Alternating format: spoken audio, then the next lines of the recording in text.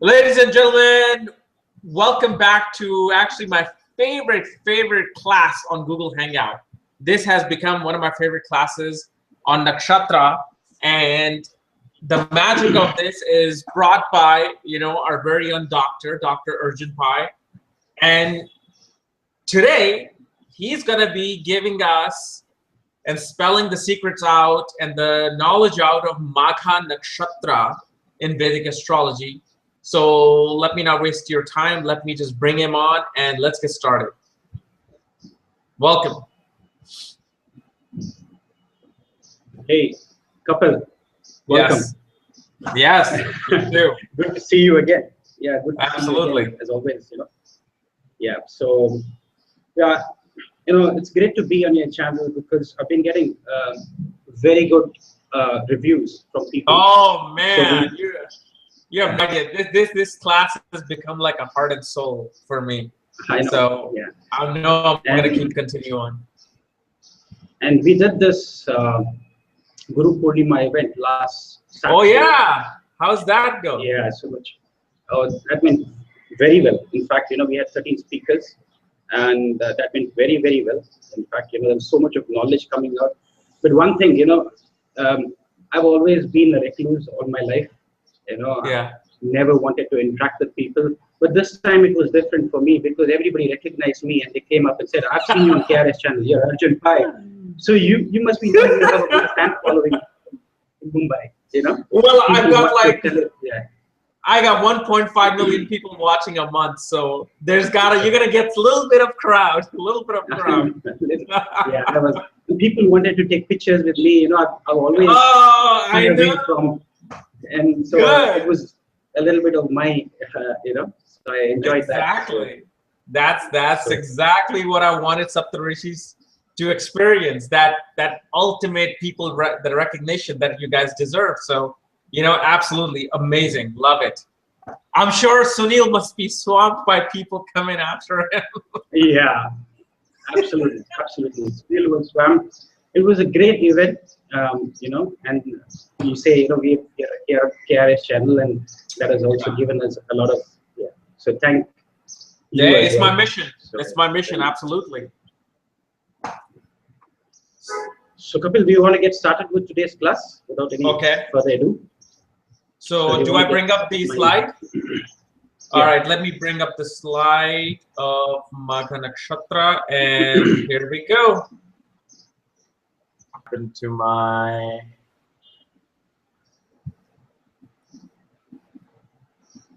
your slide is. Let me see, where is your slide? I think you just got it up. Yeah, I just had it up and it just disappeared. Okay, here we go. Yeah. There you are. All right. So, okay. Good. So, Kapiel, today we are going to talk about Magha Nakshatra. So last time we decided that let's do Magha Nakshatra after our discussions. And Magha is actually, it is called Magha in literal sense. It means the magnificent or the mighty, right? Or the increasing, the great. So everything which is related to royalty, regality, all of these, aspects of Magha Nakshatra comes out very clearly. Okay. Magha is the 10th nakshatra. Now, when you look at Navatara analysis of nakshatras, which is a different system, in that system, any nakshatra which falls in the 10th from the moon becomes the Karma Nakshatra. The 10th also signifies the Karma Stan, the natural 10th house of the zodiac is the Karma. So somewhere, whenever you look at Magha Nakshatra, it has linkage with your karma, and the karma usually comes from your past lives, right?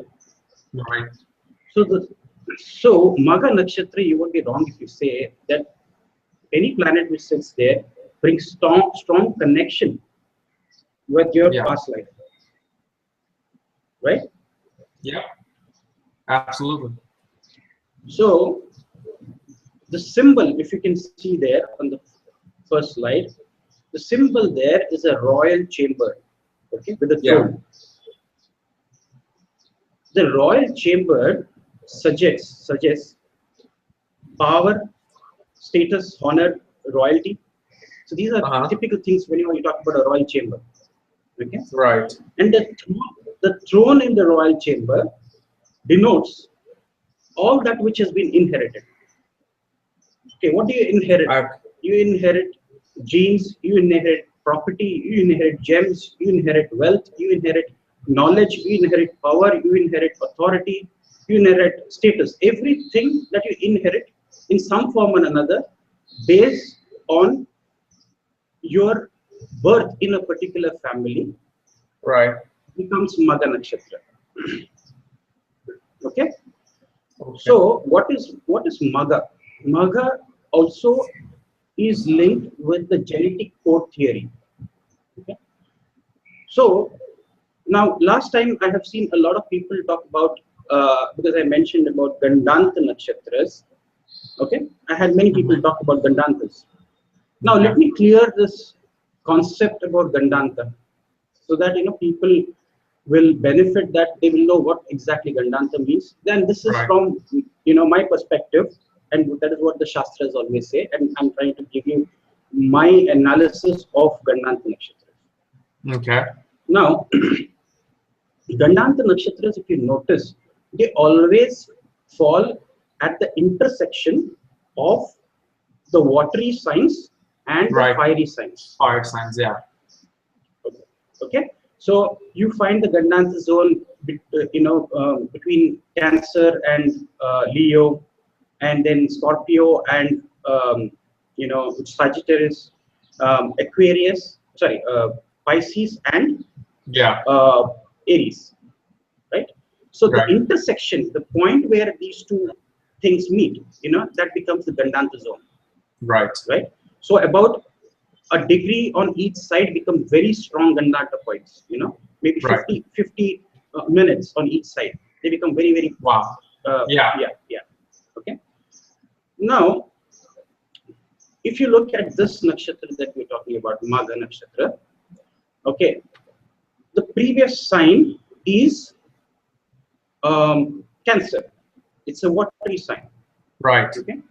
So if you look at the evolution of human beings, and if you look at the four signs that we have, which is you look at Dharma, Artha, Kama, Moksha, right? Yeah. So signs become the Moksha Sthana or the Mokshakara. Okay, Moksha Sthana, right? Which is liberation, spiritual liberation, and all the fiery signs, they become Dharma. So the intersection is between the Dharma sign and the Moksha sign, right? Right. Now, if you look at the last nakshatra of Cancer, which is Aslesha, right? Now, what does Aslesha is signified by a coiled serpent? That is the symbol. It's a coiled serpent. Okay, and the Shakti of Aslesha nakshatra is called as Vishasleshana Shakti. So what is Vishasleshana Shakti? It means the power of this nakshatra is to inflict poison and to destroy the victim. That is Vishasleshana. So if you have taken multiple births, okay, the most of the poison, okay, goes and sits in the Aslesha. Okay. Okay. So what does it? Yeah. So even when the Samudra Manthan, when the churning of the celestial ocean happened, where the gods were on one side and the Asuras were on the other side, when the churning happened, that is when even the poison came out, which was apparently drank by Shivji. Okay. And Shivji kept it in his throat. Okay. This is where the poison of all our life karma, previous life karmas is sitting here at the throat region. Okay. Now, what happens is whenever somebody has a planet or ascendant or moon in Magha Nakshatra, what it signifies is you have overcome in a previous lifetime, you have overcome these poisonous elements. Okay? Oh, or if you okay. say, yeah. So let me put it in another way. Okay? Now, let me give you something about the mythological story about the Greeks. If you look at Greek mythology, everything is about heroism, you know. So it is very common to see many serpents which were killed by heroes, okay, in the Greek mythology. Right. Okay, the many-headed serpents, for example, you know, Hercules who kills the Hydra, you know, the serpent head, Hydra, Right. he kills and becomes a hero, right? So, and you look at Krishna as well, right? Krishna becomes popular because the tormenting Kaliga, okay, the snake, the multi-headed snake, he Right. kills the snake and then he becomes, you know. So what it signifies is whenever you have a Magha prominent in anybody's chart, that means you have overcome some of those problems, or you have killed the snake now, and now you have entered the regal sign. Okay, you have entered the royal throne room. Okay, the royal throne room. That is what it signifies. So, if you look at the symbol there, it basically means that the royal chamber, okay, is your body. Is your body. Right.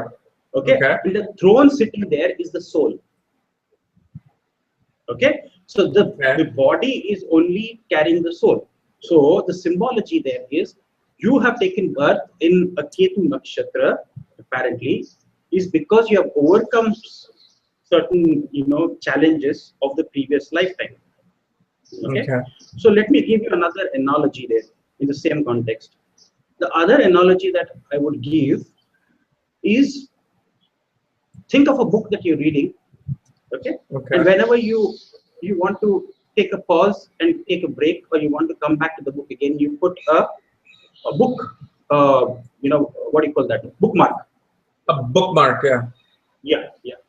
So imagine this Gandanta zone is just like a bookmark. Okay, what is a bookmark? You have finished only a few pages of the book, and you put a bookmark, and you go, you know, your life has come to an end. Right. Now you're taking birth again, and you are starting from not from the beginning of the book, but you're starting from where the bookmark was placed. So this life begins from where the bookmark was placed, and that is why you come into the Ketu element. Okay. You get it? Yeah. Okay. So see, if you look at Ketu, okay, who rules this nakshatra. Now Ketu is called as the headless, correct? Yeah. Okay, it doesn't have a head, right? Absolutely. So now if you look, if you look at the head, the human head, you find that all the indriyas, when I say indriyas, this means the five senses, okay? Yeah. Which is taste, smell, sight, hearing, you know, everything, the five senses, the touch, all of this are in the head. So imagine a life where you do not have the head. Okay, that means a Ketu Nakshatra signifies that you have enjoyed the materialistic things in your past life because of the Indriyas, and this life, wherever Ketu is sitting, you only have to enjoy the spiritual, because it doesn't have a head. It cannot sense things. Right. It's just got the body. Okay. You get it? Yeah. So that means Ketu, wherever it sits in any chart, it signifies that those experiences that you already had is what Ketu, you know, understands. Ketu is, if suppose it is sitting in the 7th house, right? Ketu. Yeah. Yeah. What it signifies that marriage and relationships, you wouldn't take them seriously. Why? Because you already experienced those in the past immediate life. Right. Right? Okay. Yeah. And Ketu is a guardian of our past karmas. He's a guardian. Okay. But what he does is he releases those karmas whenever they are ripe to experience it. Okay. And we experience those things in this life. Okay. Okay. So Magha Nakshatra and Gandanta, when I'm talking about, okay, let me give you the concept is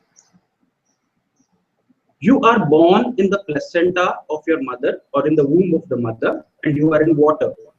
Okay, Yeah. you are in the water element. Then you come, then you are born, you come on earth. Okay, you come and you interact on the earth. That is the earthy element. You breathe air. Okay, that becomes the airy element. Okay, and then you are burnt down to, burnt down after you die to dust, and that is the fiery element. Fiery element. Yeah. So now what does so what does this theory give you is, water is always your past. That means you are born in the placenta, you are in the past. Okay? Fire is always future. Right? And what are the two other elements? Earth and air. Earth is about experiencing currentness and experiencing the material. So you are materialistic oriented. If you have more earthy elements, planets sitting in earthy signs, that means you are current focused and you are more materialistic oriented. If you have more planets sitting in an Aries sign, that means you are current oriented and you are more attachment focused. Okay? Or attachment is what, So what happens is, whenever there is a past element, which is watery sign, and the future element, okay, when they come together, that is when they form the Gandanta. So which means certain things from your past are coming and they become your future. Okay. Unfinished things from the past. Unfinished things from your past. Okay. So typically when you talk about Magha Nakshatra, why I'm giving you this explanation is people should understand what Magha stands for, what are how the Gandantas are working. So typically when you say Magha Nakshatra is very prominent, okay, you can have a couple of things that you can say. One is people who have very strong Magha, sometimes you can see they remember their past life. It's commonly seen. If not the past life, certain experiences are they go through in their life, they feel very much connected. It is like whenever you go to a place, you say, okay, I think I've been here before, but you know that you've never been in this lifetime. Right. Okay, so you feel very connected with. So typically, Magha is very strong in people who have, like mystics, trance channels, or spiritualists, or crystal gazers. All of these are connecting with the Pitrus. That is the deity of Magha Nakshatras. Some astral entity that they connect with very, very quickly. Okay. So can we go to the next slide? Yeah.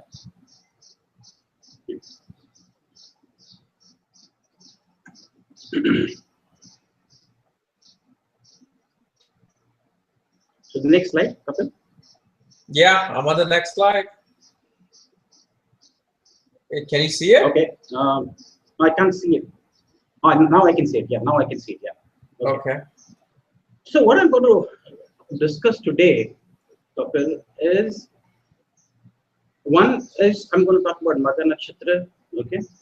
I'm going to talk about some illustrative charts. I'm going to talk about certain themes. I'm going to take about 3 themes and I'm going to talk about them.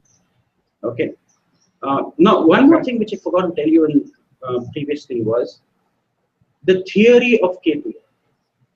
Okay. The theory of Ketu, which I recollect, I put it in a very famous dialogue from a superstar or a mega star from India, which is Amitabh Bachchan. Okay. I'm going to take his slides later on, but this is something which clearly says what Ketu stands for. His line, which says, "Hum jahan khade ho jate hain, line wahi se shuru hoti hai." Yeah, I remember that. Yeah. So it means wherever I stand, the line starts from there. Okay, this is his dialogue from his movie Kalia, which was released in 1981, right? Now, this is a very famous dialogue. Was it Kalia, or was the film that I heard that dialogue when he just did the film 3-4 years ago. I don't know if it was. You remember he had the cap on with the Indian feather on it. That was the movie, I think. I don't know, but I didn't know it was in Philly. Okay, I guess he must have repeated that dialogue. He repeated the dialogue because it was a legendary dialogue, and it was way back in 1981. Okay, he became famous for this dialogue says, "Hum jahan khade ho jate hain, line wahi se shuru hoti hai." So where I stand, the line starts from there. So that is Ketu. Always all dashas, the zodiac sign, all dashas start from Ketu. Yeah. If you start from Ketu being the first. So Ketu is wherever Ketu stands, from there all the other planets follow it. So can you explain that in detail about this Magha Nakshatra? How do you relate that dialogue with Magha? Yeah. See, what I mean is, suppose you have a moon sitting in Ketu. Okay, your first dasha will be Ketu dasha. Right. Correct? Right. And all the other dashas will follow from there. Okay. Now, if you take the same theory, what I'm saying about Ketu, if you look at our zodiac, the natural zodiac, it starts with Aries, correct? That's the first sign. Right. What is the first nakshatra? It is Ashwini nakshatra, which is again Ketu. Yeah. So Ketu is, basically what we want to say is how important Ketu is. Ketu is, everything starts from Ketu, which means Ketu is the flag, which is the dwaja, which gives you the prominence in life. But why it gives you the prominence is because Ketu represents our genetic makeup. Okay? It represents our DNA code. Okay? So we cannot be born and we cannot progress in life unless we recognize that, our past heritage is inbuilt in us. Whether you like to believe it or not, the DNA that we carry is the DNA of the lineage that we are born in, each of us. That is the genetic makeup. And that is Ketu. Right? So if I have to relate this line with Magha Nakshatra, it means that Magha being ruled by the Pitrus, which are the forefathers or the ancestors or the mains, the departed souls. So people who are related to Magha Nakshatra very prominently, they might be interested in things like being historian or being antique dealers or being archaeologists. Why? Because you want to connect yourself with the lineage or with the ancestors, the ancients. Okay, connection with civilizations, the previous, the ancient civilizations, wanting to learn about them, wanting to become museum curators, where the old artifacts are being kept. Interest in being experts in genetic engineering. All of this is connected with Magha Nakshatras. Do you get it? Anything that which wants you to, or you want to be connected, people with Magha Nakshatras will say, I want to know who my great-great-great-grandfather was. Let me build up a tree for the family. So these people have very strong Magha traits in them, So that is what I wanted to say about, the Ketu side of things. Another thing which I wanted to tell you about Magha Nakshatra is Magha is a Ugra Nakshatra. Okay? When you say Ugra means fierce. Okay, it's a fierce nakshatra. Now, if you have to know how a Ketu operates, you have to, I'll take that later when you come to the next slide. Let me say why this Ugra nature comes to Magha. Just because Magha has just come onto the throne. It is like you have fought a big battle when you are in Ashlesha. Now you have come and sat on your throne. Okay? And when you've just taken a throne after a long battle, long drawn battle, you come and you've taken the throne. That is when your ego boosts up. You become extremely powerful with pride, and that the fierceness comes, or the cruelty comes, because you say, I am now the king of the world. That is the sort of the trait you get when you sit on the throne. Right? The battle or the tribulation, the trials and tribulations are over now. Now we have been crowned. Okay, the coronation has happened. So that is why it is a very Ugra Nakshatra. It's a very fierce Nakshatra. So what you have to remember is Magha Nakshatra, although it is not always bad, but it is associated with acts which can be destructive, deceiving, some sort of thing, because also it is a downward facing nakshatra. Okay. Okay. It's a adhomukha. Adhomukha means downward facing nakshatra. Right. So anything which needs to show that you are powerful by taking control of people or showing that you are supreme, that is downward looking, right? All activities which shows that you are more powerful. Right. See, having said that, the Magha natives also have a unique ability to harness their divinity, to become even great human beings. That is always there. If you can balance your the newfound power, the newfound prominence, the newfound supremacy, okay, or the newfound status, if you can balance that with the spiritual aspects, because Ketu is also about taking on the spiritual journey. Yeah. Okay. But Magha will also say that you have done so much, in isolation. Now you have to enjoy. You've just got your throne. So you have your enjoyment, you have your materialistic side of things. But at the same time, you have to be within the boundaries of the royal chamber. Yeah. Right? Yeah. So somewhere people who are born in Magha are connected with their previous life. The root of their experiences, okay, are all in the previous life. So all the merits of their previous life they bring, or demerits also they bring. Okay. Right? So let's move on to the next slide so I can talk about.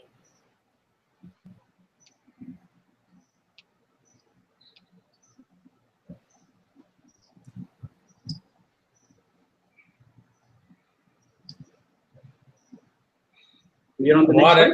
I can't. Yeah. Okay. You don't see it? Right.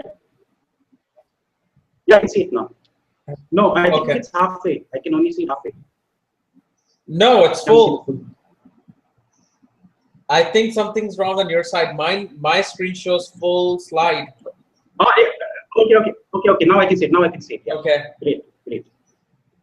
Yeah. So what I was telling you about Magha is also called as the star of power.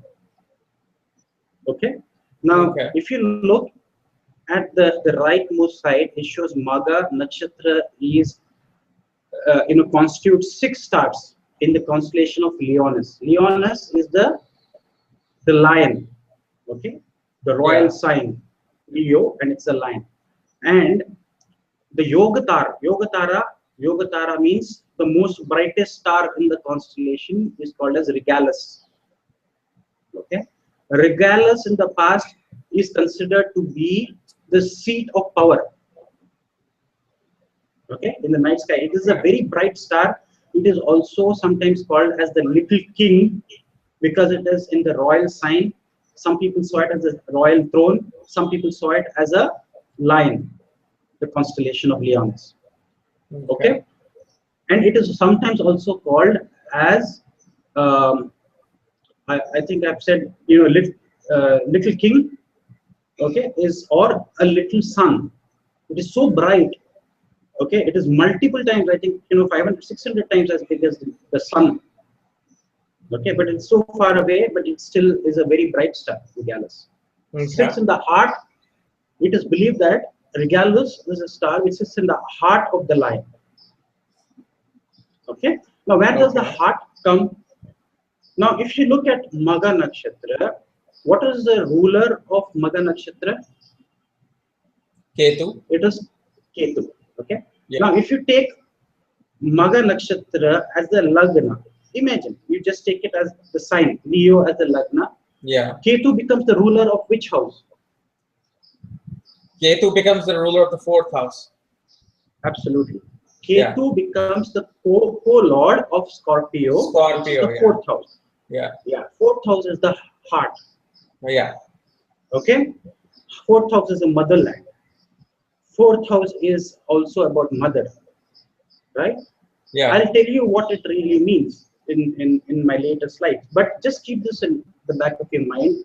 Ketu is the lord of the 4th house from Magha Nakshatra. If you take Leo as the ascendant, it becomes the 4th house. So anything to do with heart, anything to do with motherland, So all the battles, if you see most of the battles which are like the Greek mythology talks about, all the battles are about fighting for your motherland, fighting Yeah. to, you know, put the flag on that land and to say this belongs to us.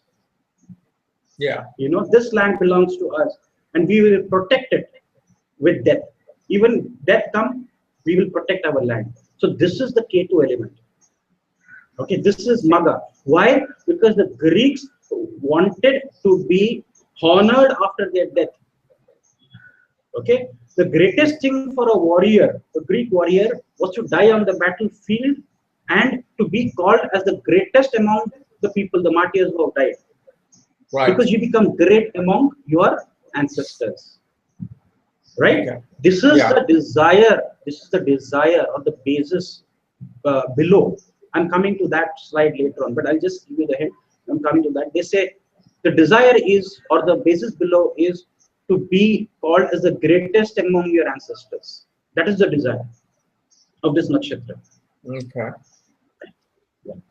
So now Pitrus, we have talked about. Let us say who these Pitrus are. The Pitrus or Pitris or whatever you call them, however you say, they are nobody but our forefathers. Okay? Right. And the forefathers of humanity. Okay? And their mission is to guide their children onto the right course of life. That is the mission of our forefathers. Okay? So these, the mains or the Pitris or the Pitrus or the forefathers or our ancestors are all a collective world of departed souls which controls the Magha Nakshatra. Okay, the departed souls control Magha Nakshatra. And we as the current generation, we try to repay their debts or some of their karmic genetic patterns that they have transmitted to us. Okay, we try to pay that or we try to get over that. And especially in the Hindu Vedic system, it happens in a particular period. It is called as Pitru Paksh. Pitru Paksh means it is the month of the mains or the month of the ancestors.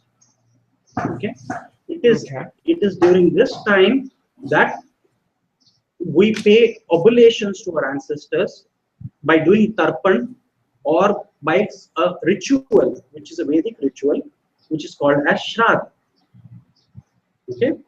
Okay. So what does it? The belief is, if you do these and appease our ancestors, they bestow on us health, wealth, knowledge, longevity. You know, basically what you're trying to do is we are helping them to progress spiritually on their journey to the heavens or wherever they are going. You know, whichever direction they are going in.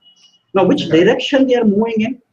Which direction they are moving in is something is been talked about in our Vedas, which says there are two paths for the soul and the journey. Okay, from the earth to the heavens, right? One path is called as the Devayana. What is the Devayana? Devayana means the path of the Devas. Okay, it takes you into the realm of the sun. Okay, what is the sun? Is the soul. So your soul departs and then it moves towards the Devayana path, the path of the gods, and it merges with the sun. Okay? So that is where most of the souls are, the liberated souls. And this road or this mark in our Vedic system is called as Uttarayan. What is Uttarayan? Uttarayan is whenever the sun is moving towards the north of the earth pole, it is called as Uttarayan. Okay? The journey of the sun from the equator to the north direction is called as Uttarayan. There is then Pitrayana. Pitrayana means leading you into the realms of the ancestors. Okay, so like we ordinary mortals, okay, we go in the realm of the moon. It is the path of the ancestors which takes you to the moon. Okay, both are luminaries. It is called as the path of the luminaries. Both are luminaries. Okay, one is the original source, which is the sun, so you get liberated. The other is only a reflection of the original source. So that is why you go there and you come back and take rebirth. I see. Okay. So the path or the road, the path or the road that you take, as per our Vedic system, is called as Dakshinayan. What is Dakshinayan? Is whenever the sun starts moving from the equator towards the south. Okay, that is why south direction is called the direction of the dead, because the sun is actually moving down from the equator. So 6 months it is Uttarayan, 6 months it is Dashinayan. So all liberated souls, want to die in Uttarayan because they do not want to take rebirth. Okay. Now, if I know this is what I'm going to talk now is maybe not the most correct part of where there are so many controversy theories. There is always a belief that why did the Americans do not go to the moon again? Right. When they have been to the moon once, why didn't they go there again? Yeah. Okay. One of the theories which people say is the people, the astronauts who went there, they were astonished with the amount of alien activity on the moon. Yep. Exactly. Yep. Very true. The activity on the moon was tremendous. Yeah. Okay, of aliens. That is why one of the the theories talk about why nobody has been to the moon again is because who are these aliens? These aliens are there because of our ancestors being there. Ancestors. See, one thing we have to know that what we know today is nothing compared to what our ancients knew. Oh, absolutely. Okay? The ancients my God. Yeah, the ancients knew much. So aliens also come from different zones to come and learn from. That is why you say wherever your moon is placed, you're born because of the moon. I said that in my last video. That is because your journey of rebirth is happening from the moon. Okay? If you go to the sun, your soul has merged with the sun. Anyway, I know that I'm taking too much of, but this is important before I can. Oh no, this is amazing. Yeah, this is amazing. Keep going. Yeah. So let me tell you, if you see the slide in between, it shows a person who's sitting there with a pandit, which is a priest. Okay. Yeah. Now, many civilizations in the past were into ancestor worship. Okay, and so did our Vedic civilization, right? The ancient Mohenjo-daro, Harappa. So how did we try to propitiate our ancestors or the Pitrus? So we offered them Shradha or on a Krishna Paksha. What is Krishna Paksha? It means the waning moon. The waning moon is called Krishna Paksha. Okay, and the ancestors are very active on a Amavasya night when there is no moon. No moon is when their activity is very high because they're sitting in the moon there, the little moon, and when there is no moon for us, that is when they are very active. So that is when whenever any oblations are done to our ancestors, they bless us because they are very active during that time to bless us. Okay, the ritual that we follow typically starts by the Pandit giving you a kush grass. A kush grass is made as a ring, and you wear it in the ring finger. Okay, why the ring finger signifies the sun. Sun is the soul. Yeah. Okay, so the ring finger of the right hand directly connects to your heart. Okay, so it is the left finger or the right finger. I think this is the left finger, which is the nerve runs directly to your heart, and that is why when you say we get engaged, we get married, is always the ring finger. You put the thing up. Yeah. You want that person to be close to your heart, right? So that is the reason. Yeah. So you put that kush grass, then you make certain offerings which are called as Pindaan. What is Pindaan? Pinda means they make balls made out of cooked rice, barley flour, ghee, and sesame. Okay. Okay. And then what happens is you give oblations to 3 generations preceding you. Okay. 3 generations preceding you. So that means your father, your grandfather, and your great-grandfather. So the Shradha as such, you cannot do a Shradha if your father is alive. Right. Okay. Only your father can. Yeah. Only your father can do the oblations. You cannot. After your father, it is your right. The right to do the oblations. Right. Right. Now 3 preceding generations. So a soul, okay, who lives, imagine he lives his entire life. He actually connects between 6 generations typically. Okay, on an average, he connects with 6 generations. How does he connect with 6 generations? 3 preceding generations of your father, your grandfather, great grandfather, and yourself being 1 generation, and 2 generations, your son and your great grandson. So 6 generations. So you become the connecting point between your ancestors and your your future. Yeah. Right? So you do all the shastras. That means you are actually helping your future as well as your past. So when you do those things, both of them flourish. Your future will also flourish, and your past also. Now, the theory, what I want to tell you here about karma theory is, when you say your ancestors, right? Ancestors are nobody but you, yourself. It is a soul. It is your soul which has taken rebirth, but it is, these ancestors are also a part of you. So basically, you're trying to help yourself from a different lifetime. Okay. And the future is your seeds. So you want to ensure that your seeds are going to be healthy so that they can procreate and take your lineage ahead. What I wanted to ask you, so if you look, I've heard that if a person only has daughters, that means you have paid your ancestors' debt off. That's why you don't have a male son coming in your family. Is it something like that true? Because I've heard that from other astrologers. Yeah, it is true as per our shastras. Okay. But today our shastras also speak about performing something called as Sarva Pitra Amavasya, which means it is a ritual, a new moon of all fathers. In this rite, okay, even if there is a daughter born in the family, if the daughter has a son, okay, he has got the right to pay oblations to his mother, and to his mother's lineage. Oh, okay. I see. Okay, so if you have a daughter, if the daughter has a son, our shastra says they can provide oblations during a ritual called as during a period called as Sarva Pitra Amavasya, which is a new moon of all fathers.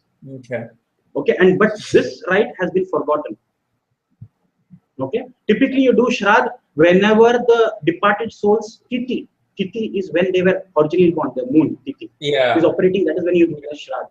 Okay, otherwise if you want to do a Shradha, you can do it in the Pitru Paksha, which is the month of the means, the month of the ancestors. That is when you can do, because they are very active on earth during that time. So on Amavasya Tithi, during Krishna Paksha is the waning moon, it is believed that the ancestors drink the nectar of the moon. And they get energetic. For another month, they become energetic. And their energy wanes. Okay, after a month. Again, an Amavasya comes, you give them the food, they become energetic again.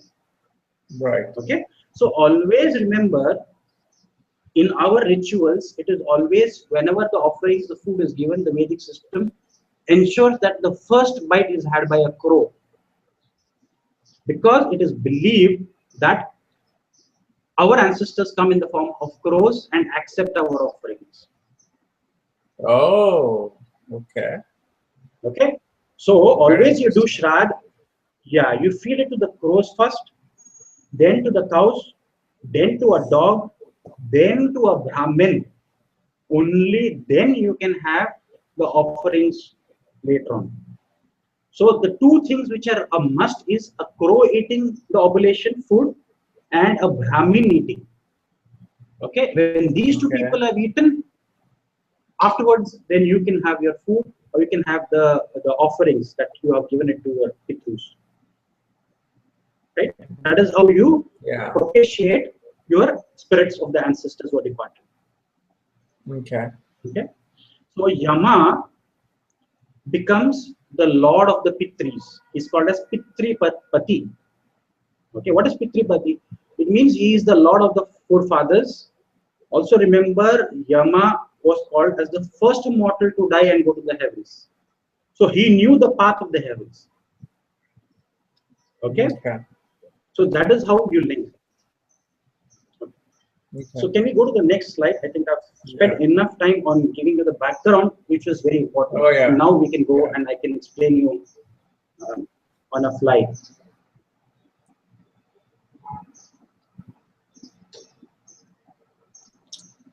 I'm on it. Okay. Yeah. Okay. It's Great. there. Now, if you look at the symbol there, I've shown you a throne, and I've also told you the signification. This is an energy flashcard that I always use, and people who have watched my videos before, I use these flashcards not only as visual aids. Okay, I use them even for meditating. Yeah. And the root mantra for this nakshatra is called as Dham. It's called as Dham or Gham. Gham. G starts with the G, right? Okay. Anyway, yeah. So the symbol there is a royal throne. Okay. Another symbol that is, which is often used with Magha Nakshatra is called as a palanquin. Okay.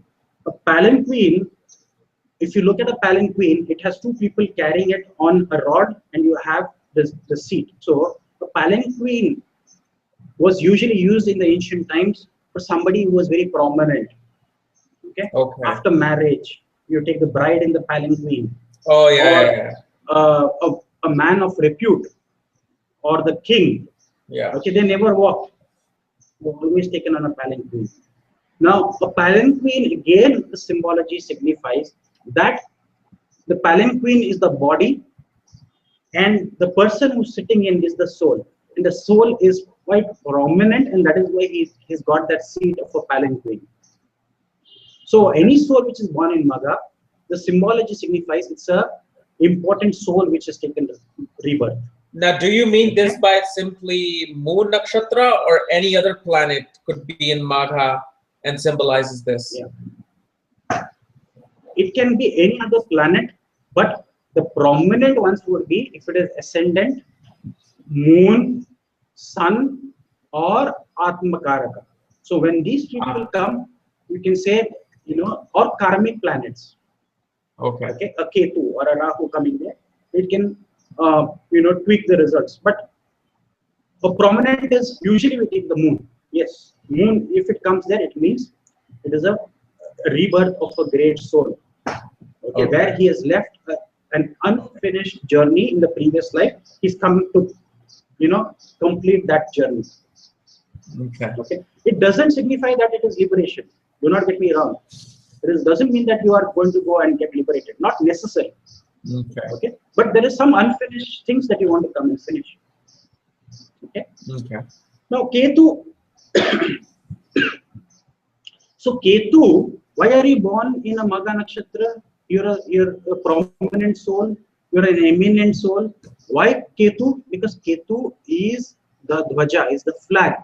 You have come to help put your stamp of the soul on this planet. Okay? You have taken birth in a Magha Nakshatra because you have come some unfinished work, and now you have come in a Ketu Nakshatra. You want to put a stamp of your soul saying, this is what I've done. Okay? So you're leaving a flag behind.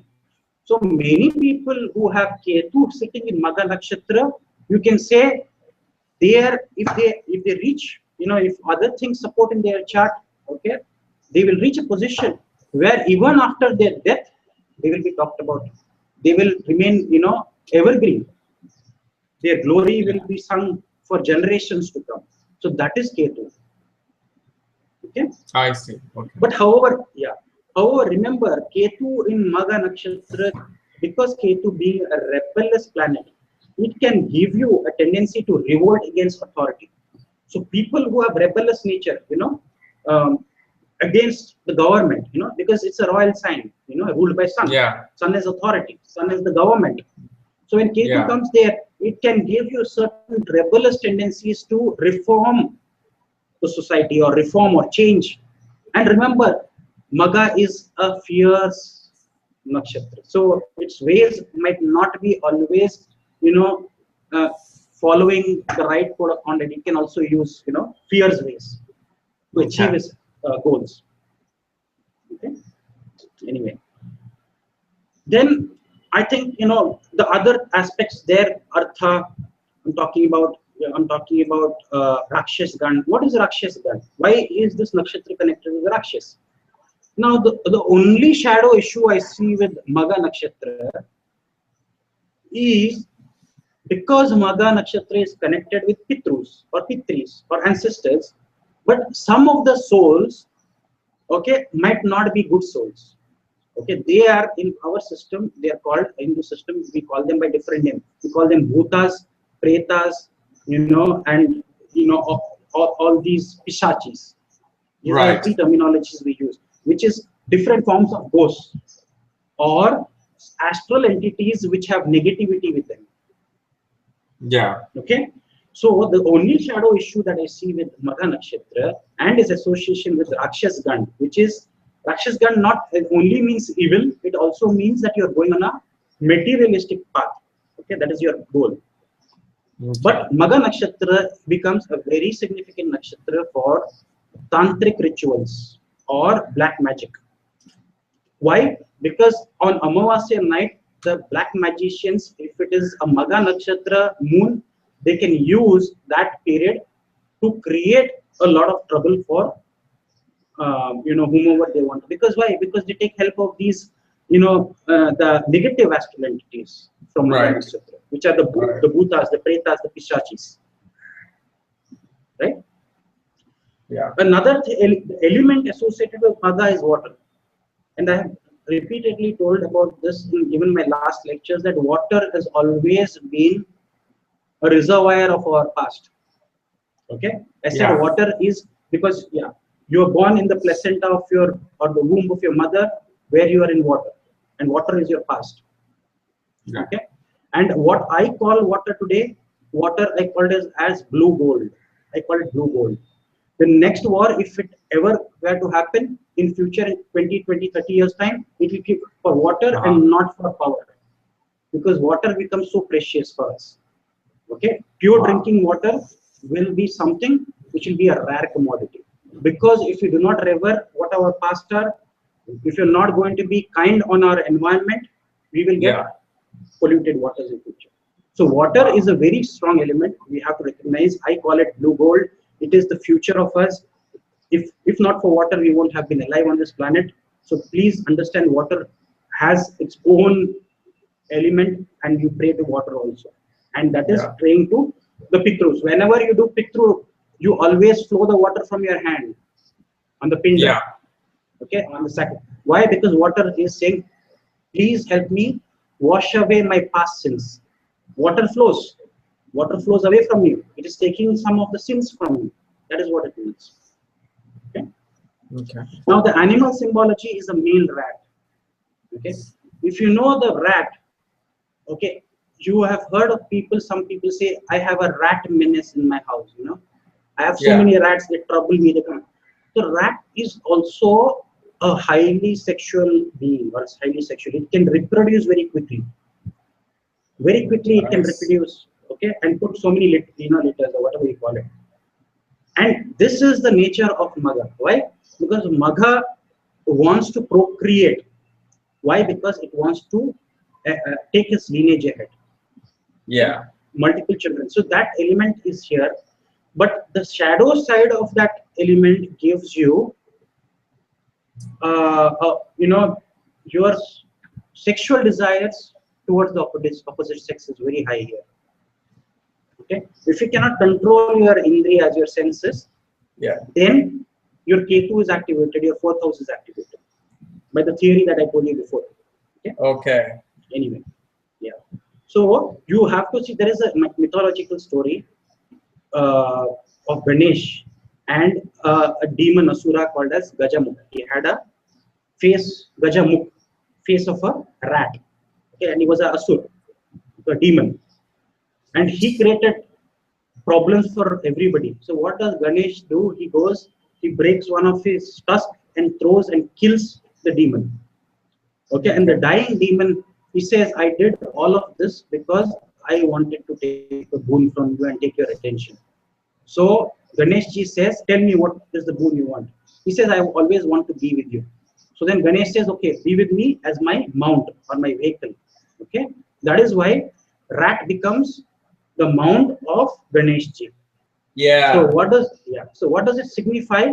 That all problems the rat menace or whatever rats can create the troubles for you, a Ganesh, which is a Ganesh is what? Even Ketu. Ketu is Ganesh, right? He was also the headless. He was given another head, correct? Right. So when Ganesh is connected with Ketu. Why? Because Ganesh's head was chopped off by Shivji, correct?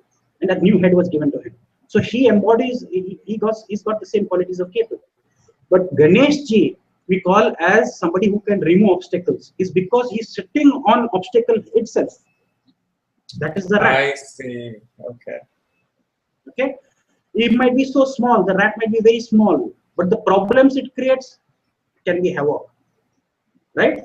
So certain things, certain problems you see are very small, but they become, the problem itself can snowball into a big problem. And that is why you want Ganesh to come and control. So Magha Nakshatra can be controlled even by, propitiating Ganesh ji. So I had another question. You said that the fourth house will activate or does something wrong.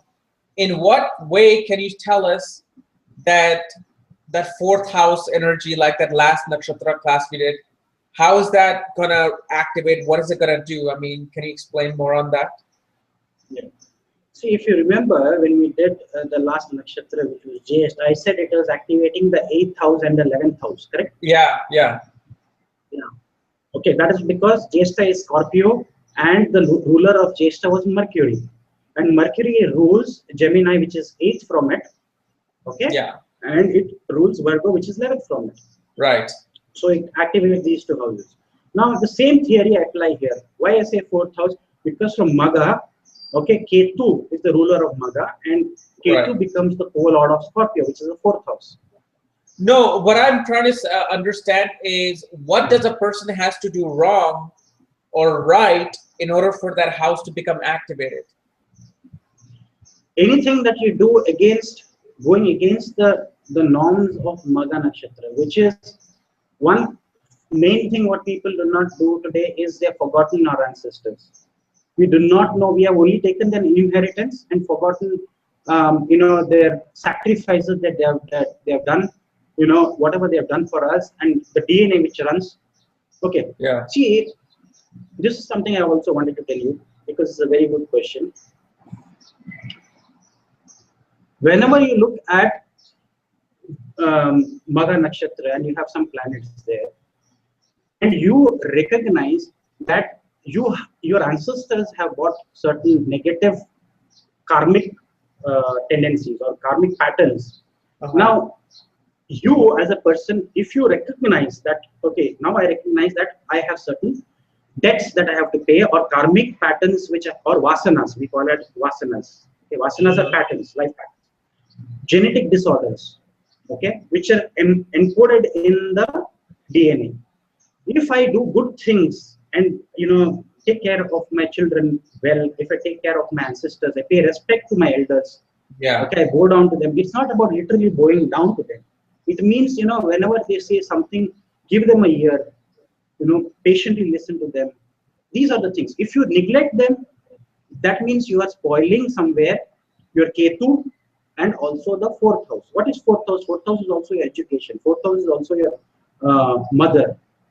I will show you certain charts later on. When people have spoiled relationships with their parents, especially mother, because 4th house, they have had a lot of genetic problems. They have had a lot of problems in their life which become, and they do not know. They do not know it is because of these ancestors.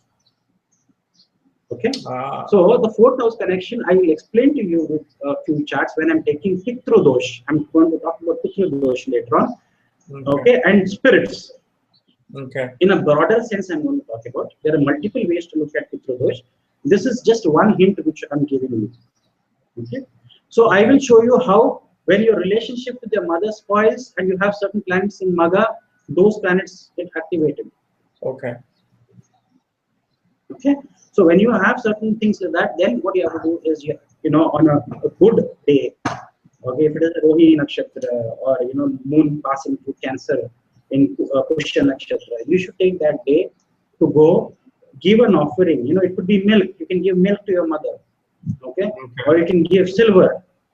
Anything which is moon. component. You give it to her and touch her feet, and you take her blessings.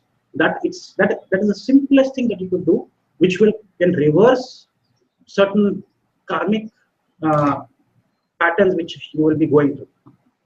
Now, having recognized that, and then going through propitiating your ancestors, you can lessen the genetic, or you can mutate. You can do some mutation of your genetic, genes, so that your future generations are not going to suffer from them. Do you understand what I mean? Yeah. So it is about taking your future ahead, but also to have healthy offsprings with less genetic diseases and disorders. Okay. Okay. Anyway, the tree there, coming back, the tree there is a banyan tree. If we look at the banyan tree, a banyan tree, they say the roots are equally as deep as the tree itself, or even deeper.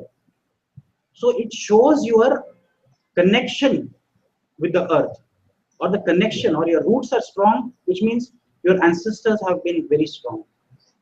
Okay.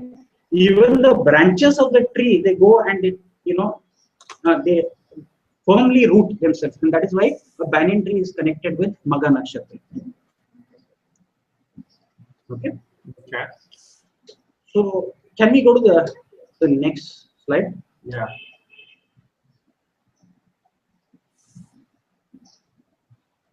Okay. So let me take the first double point, or the key theme that I want to talk about, associated with Magha Nakshatra, is prominence. Okay, royalty, power, status, and honor. All these things come whenever you have Magha Nakshatra operating, or the energy is operating, or people who are born. So people who are taking rebirth in certain families over and over again in Magha Nakshatra, okay, they might be important families. Okay, or they could be families where the soul is taking birth, which could be rulers of the country, or they could be CEOs of any company, or they could be political leaders. They could be the presidents of some nation, or they could be ministers, prominent ministers. All. So this connection comes very strongly in Magha. Okay, royal status, power status, and honor. Okay? Honor, usually even after they are gone, people will talk about them when they're prominent karmic planet sitting there. So can we go to an example chart with an illustration? Yeah. The next slide, please.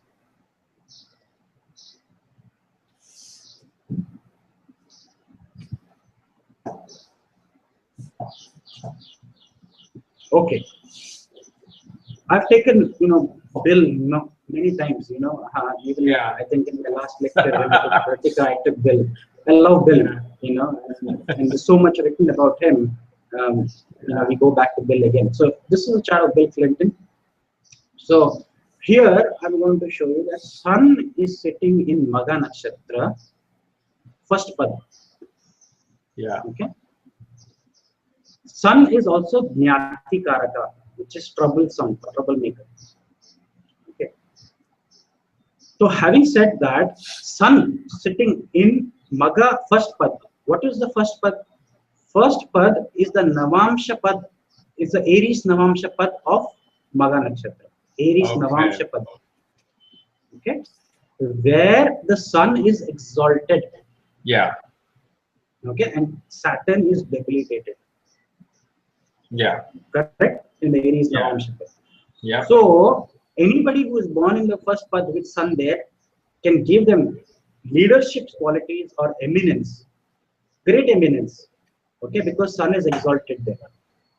Okay. Yep. And when you say Sun is exalted, it is also sitting in a fiery sign. It is an exalted sign, and it is sitting in its own Rashi, which is its own sign, Leo. Yeah. Which means the Sun becomes so bright that it doesn't allow normal people to come near it. Why? Because of its brilliance, it can, burn people who come near it. That is why it says it gives you such leadership qualities. Okay.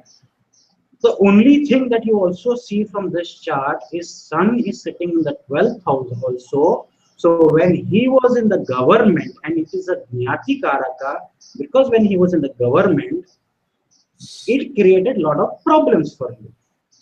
Okay, all the scandals. I had told you about rat, the male rat, and the sexual drive, the attraction towards the opposite sex. Yeah. That is what manifested in this chart.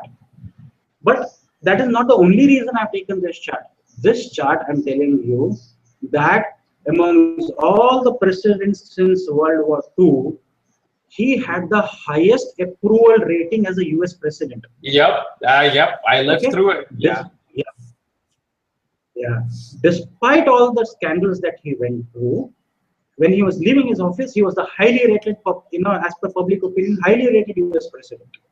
Can you beat that? Despite the scandals. So that is the sun. Okay. You should understand that he has done so much good, as he was a great strategist, a political strategist. Okay, his reforms, people still talk about, the children's reforms that he got. What was that? The health insurance for the, if I recollect, something that he did way back. So, Sun is also the natural fifth house lord, of Leo, related to children. So something, and it is in Magha. Magha is, I told you, Magha is anything related to inheritance. Inheritance of genes, inheritance of wealth, inheritance of throne, everything. So you are inheriting something from this leader. So he has given something for the people. Okay, he was a highly rated guy as a president, despite the scandal. So I have shown you through this chart how Magha operates on the negative side, and also how it has given him prominence, royalty, power, and status. And even after he has stepped down from the presidency, he still is very much revered in the world. He sits on the boards of some of the biggest companies, the Fortune 10 companies in the world. I think I might stand corrected, but I do not know whether he is sitting on the board of Goldman Sachs. I do not know, but I'm saying something like that, where he sits very prominent. Okay, he's a great orator. He's been invited everywhere, and the charity that he runs under William J. Clinton Foundation, he addresses the cause of prevention of AIDS and global warming. Do you see what are the activities he's trying to do with the sun sitting in Magha Nakshatra? Global warming. Why? I told you sun is the brightest there, correct? Yep. It will burn down everything. Yeah. So basically, he's trying to do charity. It's the 12th house of charity. Sun is sitting in the 12th house of charity.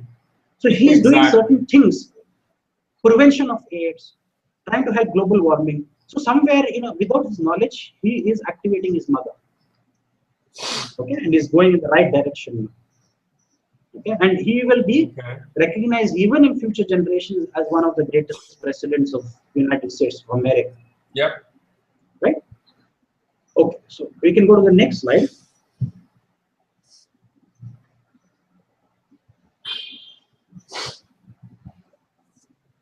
Okay, this is the chart of the previous Prime Minister of India, Rajiv Gandhi. Rajiv Gandhi, what he was popularly known as.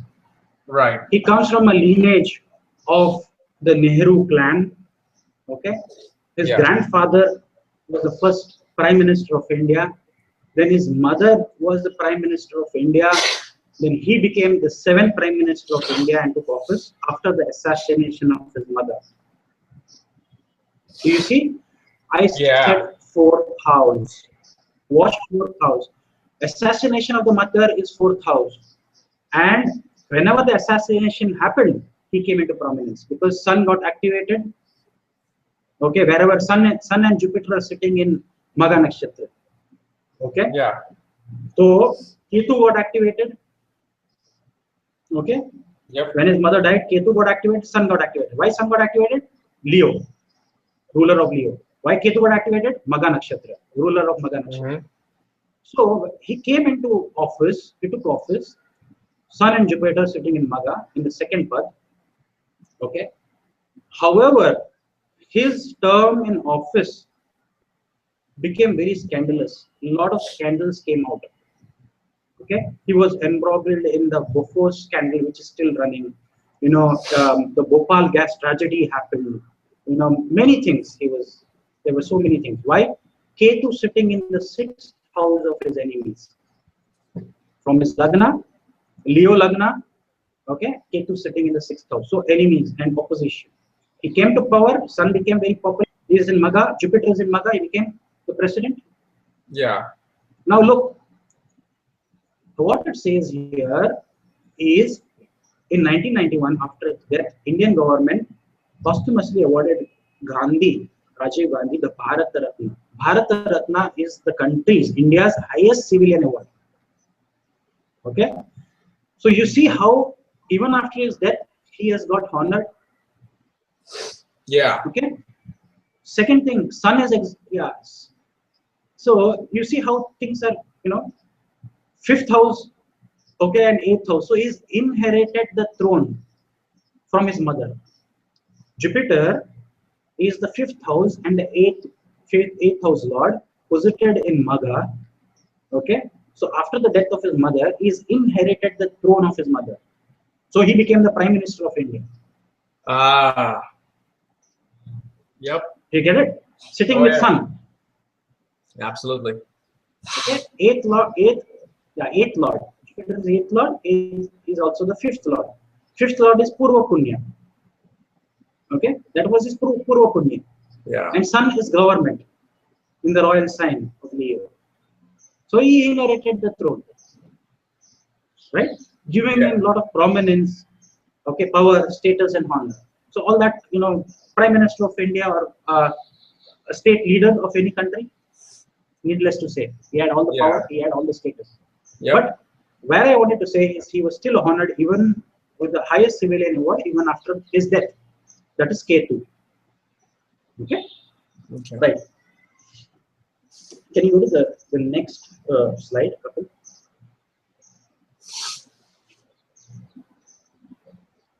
Okay.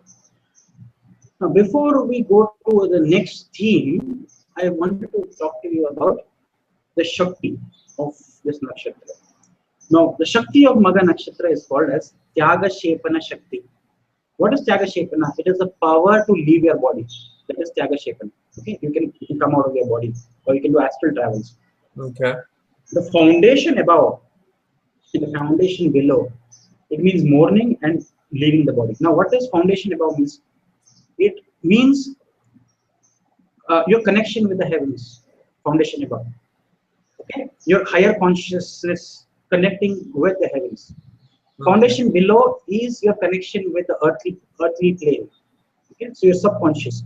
So your earthly plane subconscious thing is you have the ability, if you are spiritually evolved, to leave your body and travel. Okay, because of the Shakti of the desire. As I said, I had given you mythology of the Greeks.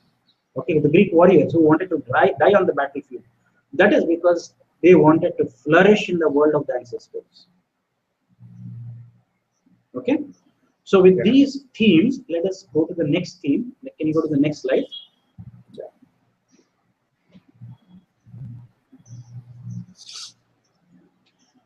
So this brings us to the theme of near-death experiences and out-of-body experiences, OBE, out-of-body experiences. Okay, why does this give you that? Okay, is because of the Tyaga Shepana Shakti. It's a power to leave your body.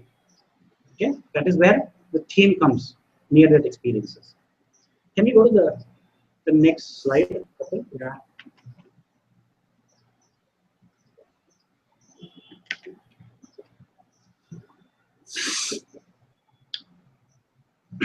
Right.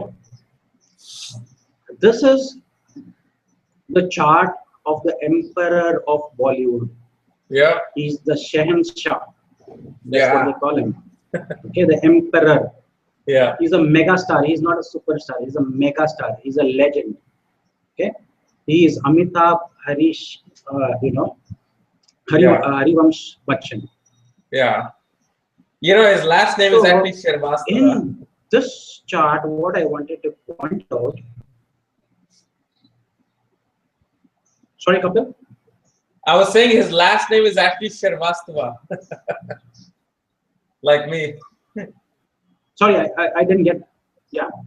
I was saying his last name is What did actually you say? I just missed. Srivastava. Oh yeah, actually he's Srivastava. Yeah. Harivansh Rai Bachchan is what is, but he's actually a Yeah. Srivastava. That is right. You're right, absolutely right. Now, Mr. Bachchan, okay, if you see here in his chart, the Rahu is sitting in Magha Nakshatra in the fourth house, or sorry, fourth Yeah. pad, Yeah. the fourth pada. Okay. Now, what he became very popular, not popular, I would say, one of incidents which happened in his life was in the year, in July, 26 July 1982, when he was filming for his epic movie called Coolie. Coolie means the unskilled laborer, who Yeah. carries your bags whenever or Yeah. the porter, whatever you call it, the porter. Yeah. He was in this movie, and he had a fatal accident. Okay, he was doing a fight scene with his co-star Puneet Desar, and Bachchan was performing his own stunts, right?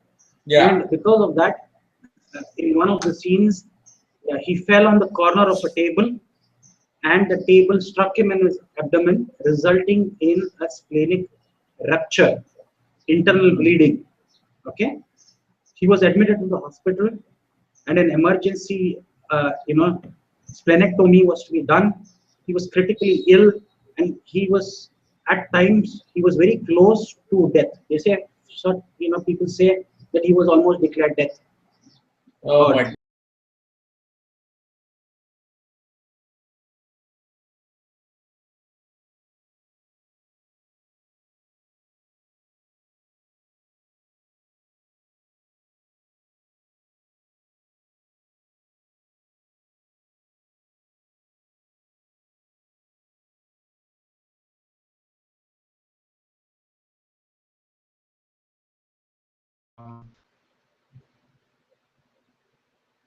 Hold on. Let me invite Arjun again.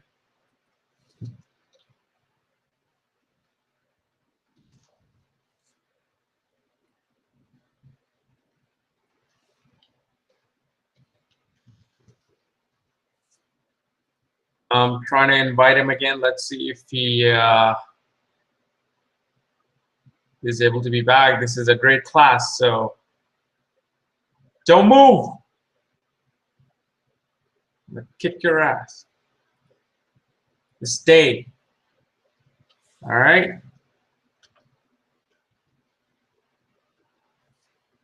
Uh-oh, there he is. Arjun, are you here? We can only see your pretty face. Your video's not here. Hello? Okay. You're back?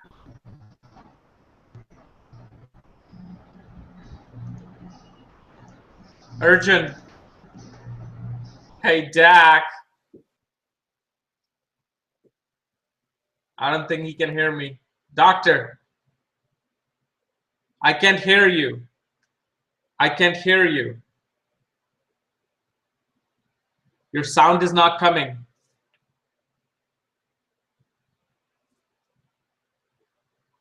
Are you able to fix it?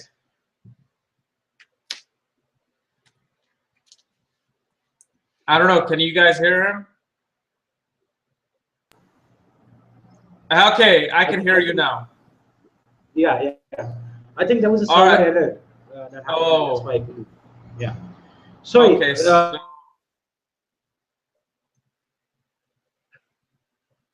okay, your sound is gone. Your sound is gone. Okay, it's back again. Sound is back. Okay. Can you hear me now? Yeah. Right. Okay. See, Rahu here in his chart is sitting in the 7th house, which is a Marak Sthan, okay, the death house. Right. Okay. Rahu is also the co-lord of Aquarius, and by that it becomes also the Lagnesh, posited in the 7th house. Yeah. Okay, giving him these death-like tendencies or near-death experiences.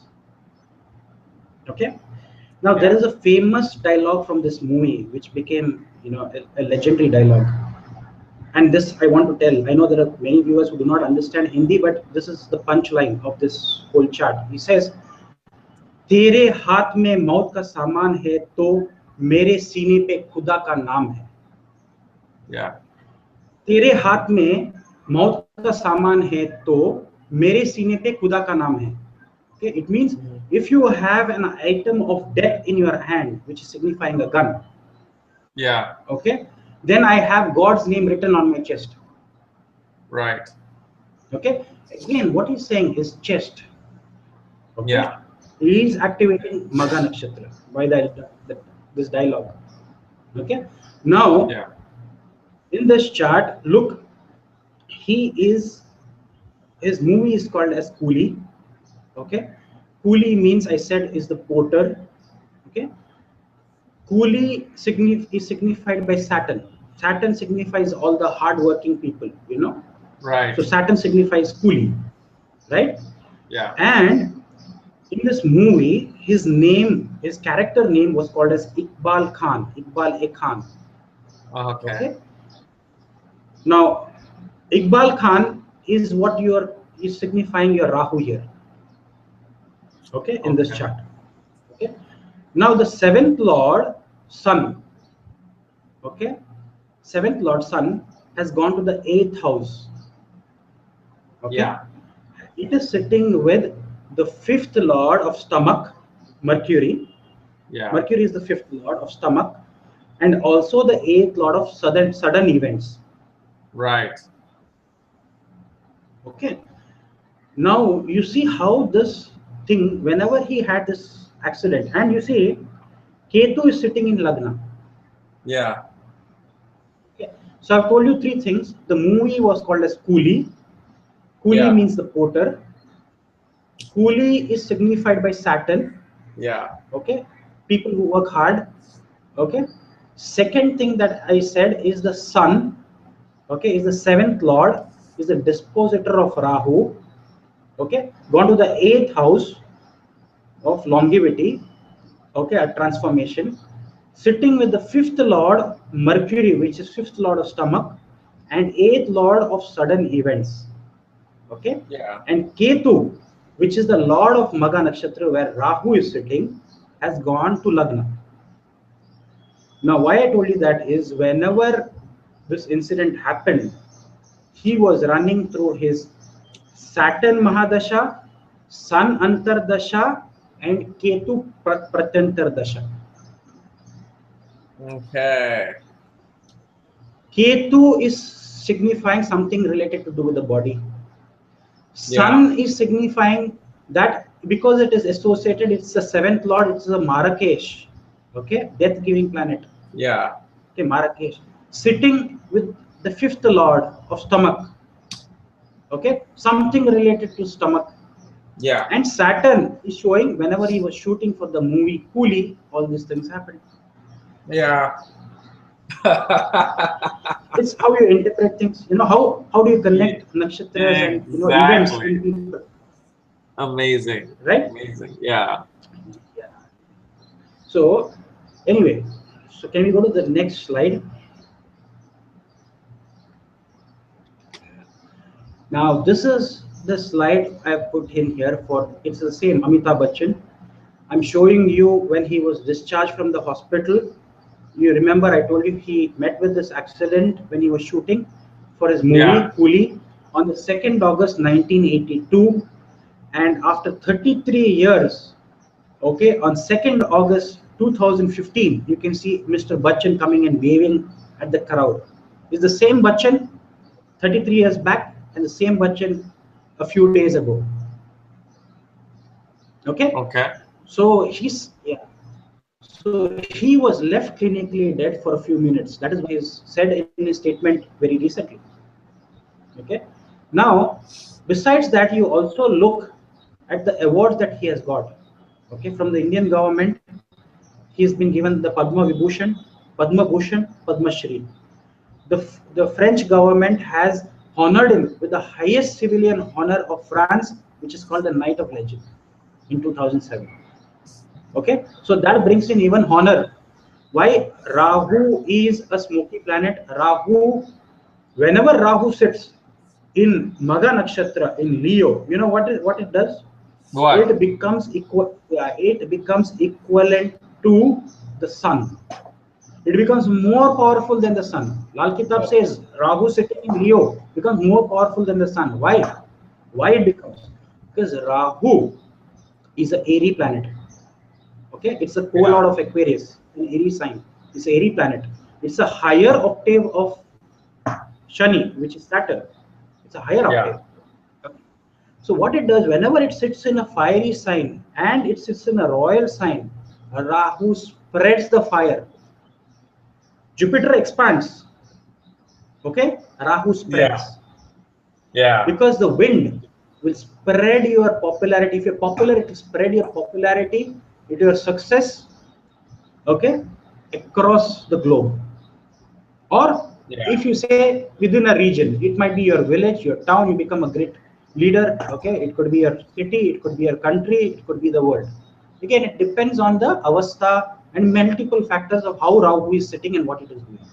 Say for example, Rahu sitting there in the first pad, okay, it might not give you that many results, but in the second and third it does. Why? Because some of them take Rahu in the Taurus Navamsha pad is exalted. Some take Rahu is exalted in Gemini. Okay. Okay. So and what about the fourth pada? Fourth pad, Rahu becomes emotional. It becomes more spiritual. Okay. It wants to, Rahu becomes, it wants to grow its family, its lineage. Now it wants to, see, I'll tell you what the padas means, okay, of Magha. Okay. The first pad of Magha is Aries Navamsha. So Aries Navamsha means the sun is exalted, which means you have just taken the throne. Okay, you just sat on the throne of Magha, which means you have a lot of pride, you have a lot of leadership. Okay, you want to be noticed by everybody, because you have sat on the throne, you become the king now. Okay, of all the struggles. Yeah. The second one is the Navamsha pad where of Taurus. Taurus is an earthy sign. Now in that pad, any planet sitting there will start settling down. Okay, especially Moon and Rahu, because Moon is exalted there in the second pad of Magha in Taurus, and it also becomes its Mula Trikona. Right? So Moon becomes very comfortable. Moon becomes comfortable only in the second pada and the fourth pada. Fourth pada is its own house, Cancer. Yeah. Navamsha. Okay.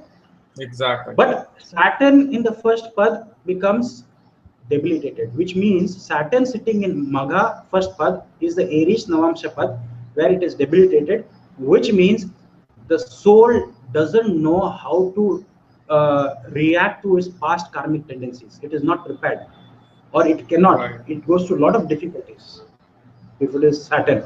Remember, Saturn is also an enemy of Sun. Sun is the lord of Leo. Okay, so there is a conflict.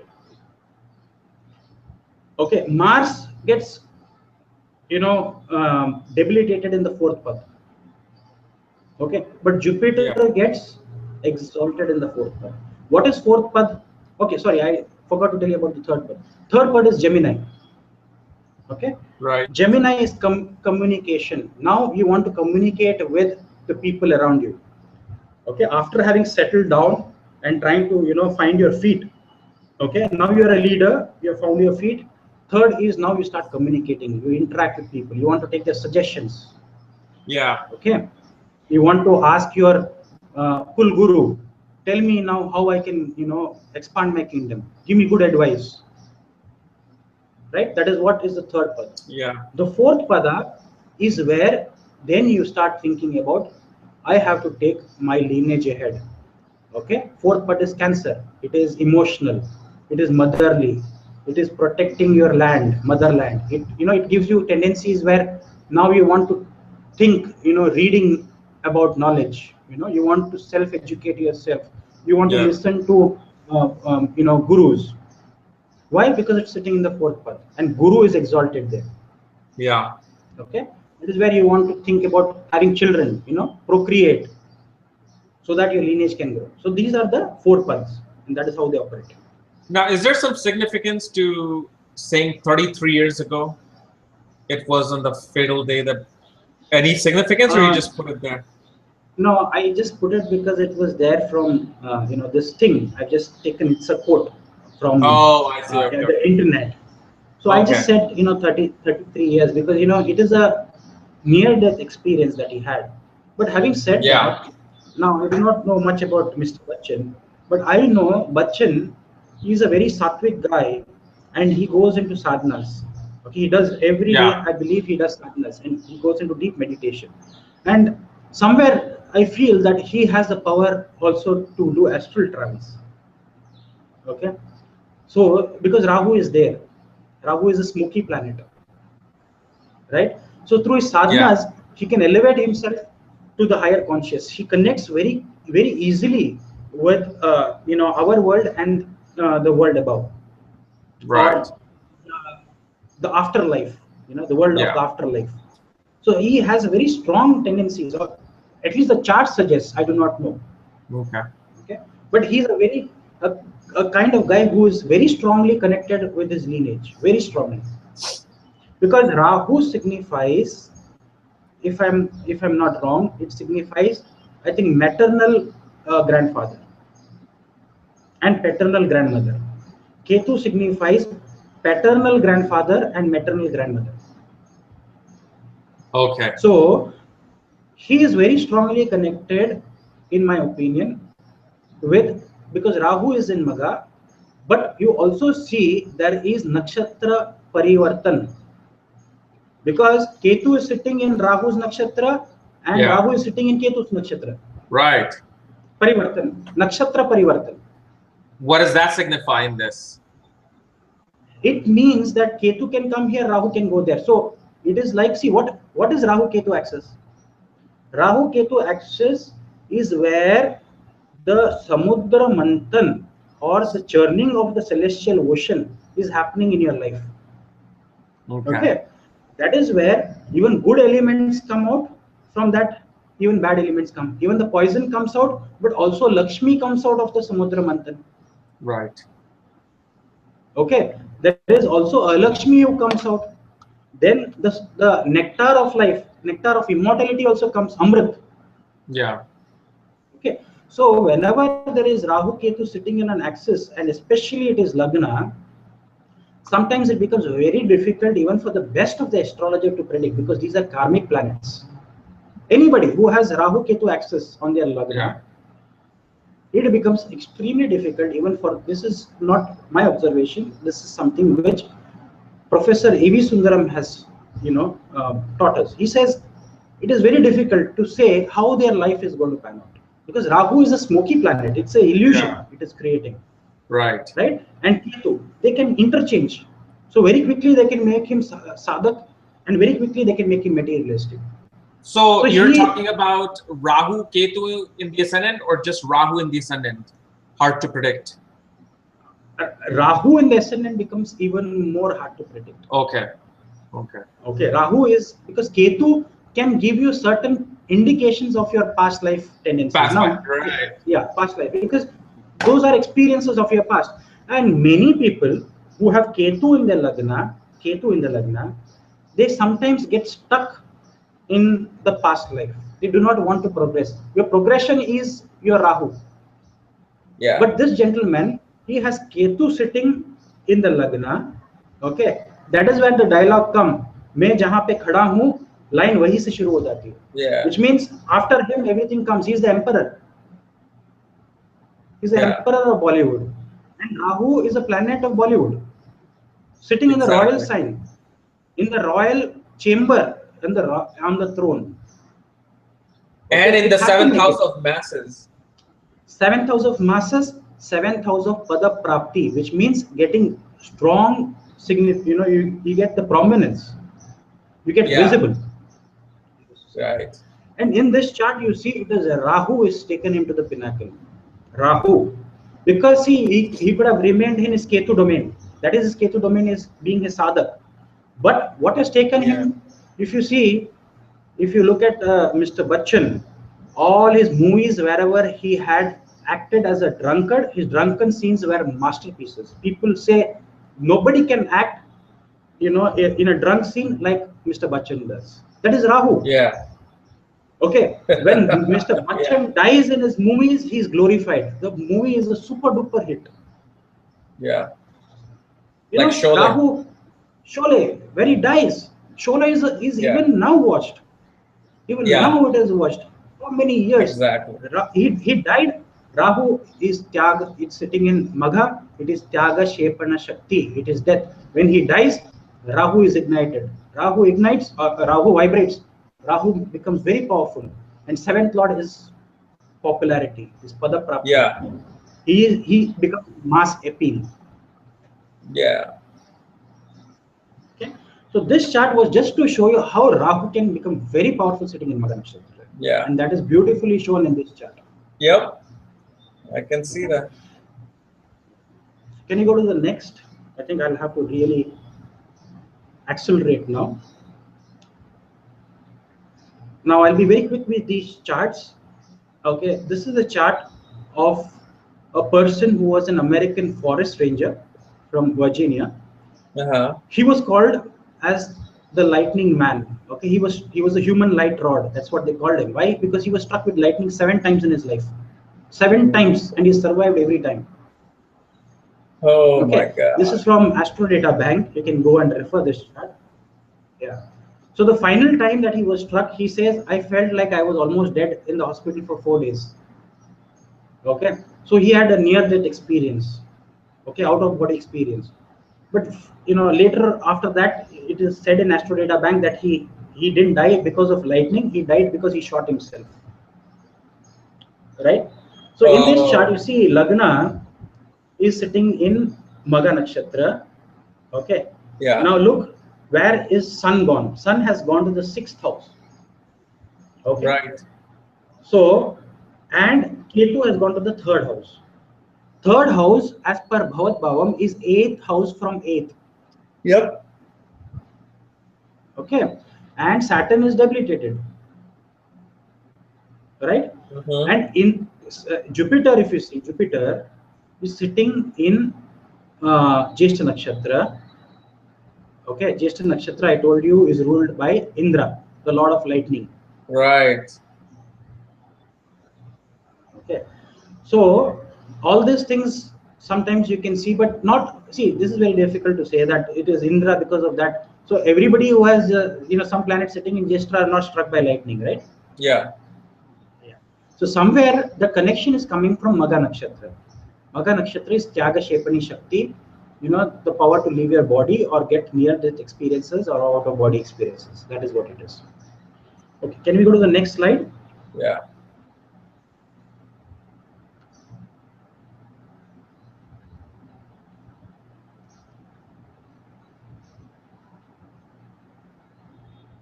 Okay, again, I'll be quick now.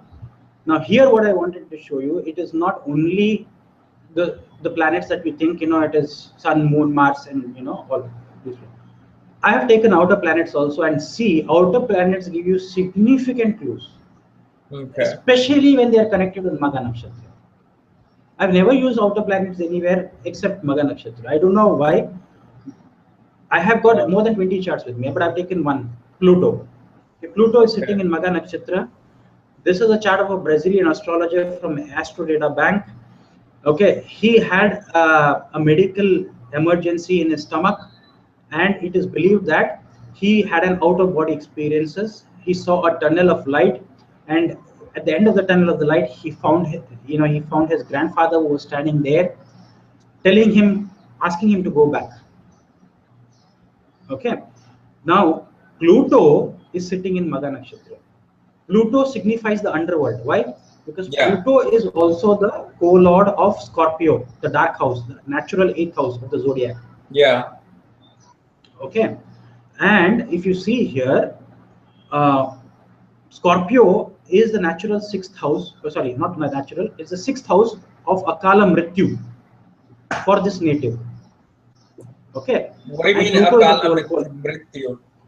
Yeah. Akala Mrityu means untimely death. Oh, untimely Sixth death. house Okay. is, yeah, yeah.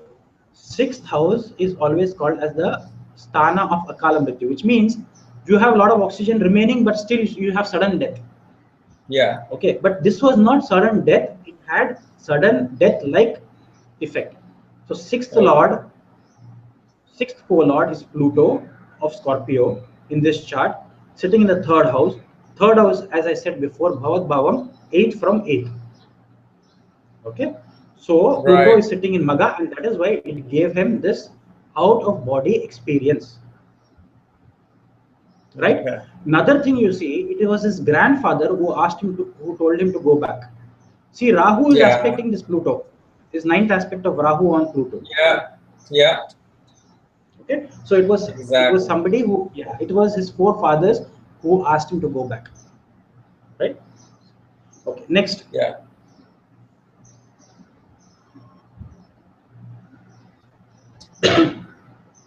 So this is a chart. Again, I wanted to show you the effect of outer planets, which is Uranus in this case.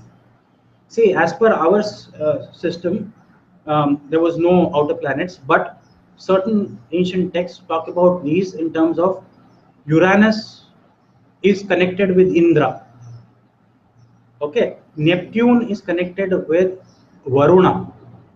Okay. Okay, Indra is the king of gods. Varuna is the king of the ocean, god, lord of the oceans or the rains. And Pluto is connected with Rudra. Rudra is Shiva. Shiva. Okay, Yeah. so yeah, so this is the connection that we give as per the outer planets, but they are not used by Vedic system. But I can vouch for it. Outer planets give you significant clues sometimes. Oh no, I use them. I even now for the past 7, 8 months I started using Uranus, Neptune, and Pluto, and I see the results. I absolutely see it. Yeah, brilliant. So this is a chart of Mira. Mira Richard was the associate of Sri Aurobindo. Okay, she was called the mother. Okay, she became a devotee of Aurobindo, and later on she ran the entire the city of light ashram for Aurobindo. Okay. Okay. Now, what are her experiences that I found on Wikipedia is she says when she was young at 12, okay, she had a lot many out of body experiences. She often found that you know, she was floating above the city, wherever she lived, above the city. She would just go out of her body, traverse out of her house, her Yeah. window, and go to the city, and she could see the whole city. She also says in one of her dreams she has encountered a dark Asiatic figure that she calls as Krishna. Okay, Mm-hmm. so these were the sort of tendencies, the things that she has experienced. Now you see, Uranus is sitting in the fourth house in Magha Nakshatra. Okay, Yeah. and and Magha as a connection, as I said, with outer body is Tyaga Shepana Shakti, giving her these sort of experiences. And you see, Saturn and Sun are also connecting with Uranus. Yeah. Okay, something which is not natural.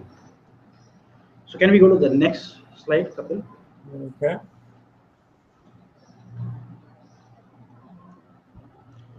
Okay, this is the last theme that I want to take today. Is about Pitru Dosh or spirit problems. Okay. Okay. I repeat, there are multiple other combinations that you have to see for Pitru Dosh. Okay, this is not the only one. Here I'm using this Magha Nakshatra to show not Pitru Dosh. Typically, it shows some unfinished karma of your ancestors, because of which you face trouble or you benefit. So usually Okay. dosh means you feel the negative heat or the negative elements of that. It is yog means you have benefit, dosh means you suffer. So Yeah. somewhere that linkage I want to show with Magha Nakshatras. Again, I Okay. repeat, Pitru dosh can be seen from multiple angles, but today I want to show it through Magha Nakshatra. Okay. So can we go to the next slide?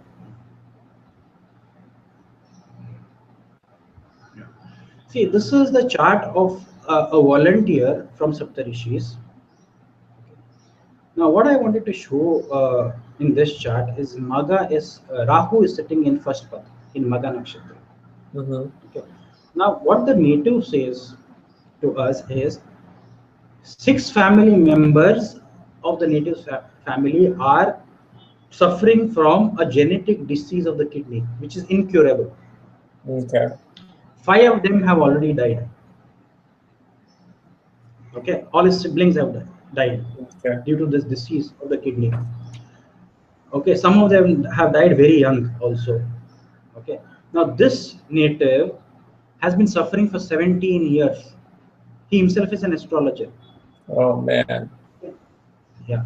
Now, when one of our volunteers was there at his house, our volunteer, when he was staying in the house, suddenly got a dream of a woman trying to kill the native. This native, not our volunteer. Oh. Okay, and the next morning he gets up and he explains that I had a weird feeling that I saw a figure hovering over your body, trying to strangulate you or something. And this native of this chart, he said, I had the same dream that there was a woman coming and troubling me. Same dream some time back. Okay, now see his Venus. Venus is sitting in Leo. Yeah. Okay, connected with Rahu. Rahu always denotes the darker side. It's a shadow. Yeah. And we know Venus denotes women. Okay, so this is in some way, and it is also sitting in the ninth house. Ninth house is house of fathers, of the elders. Okay, Yeah. so somewhere it is showing these sort of incidents are showing that there is a Pitru Dosha in his family. Okay, how did we get to know there is a Pitru Dosh? One, although they do, he says he does Shradha, he's an astrologer, he does Shradha, he does all of that. But one thing he told which struck a bell with us, he says he doesn't get along with his mother at all. They don't see eye to eye. Okay. Okay, so somewhere it is activating the Ketu and it is activating the Sun in his chart. Okay, giving him and his family these sort of problems. So in what way So are you, can you explain that the Pitru Dosha is formed in this chart? Is it just because yeah, exactly what you just explained, or is it like it certain is exactly planets? no. Not every planet can give you Pitru Dosh. Even see, some people can use that in a better way to channelize and connect and become more knowledgeable. One is if you have Right. Rahu sitting in this, need not give you Pitru Dosh.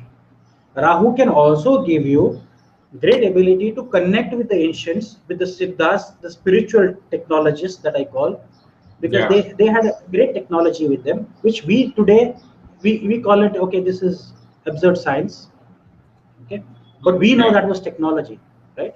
So they Yeah. had, we can connect, we can become more knowledgeable. Rahu can give you a lot of wisdom also, but in the same thing, in certain elements like these, these are omens which are telling you or hinting you that there is some sort of spirit problems. Right.